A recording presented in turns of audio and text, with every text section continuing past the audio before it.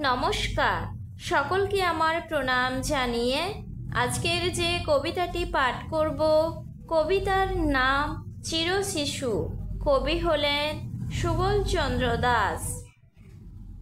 শেখার শেষ হয় না তাই রোজ প্রভাতে শিখি, আমি তোমার চির শিশু শেখার কথা লিখি। লিখতে শিখি, পড়তে শিখি, শিখি হাতের কাজ। শিল্পকলায় চাষের কাজে সবাই যুক্ত আজ। সবটা শিখে নেবার সাধ্য কোথাও কারো নাই।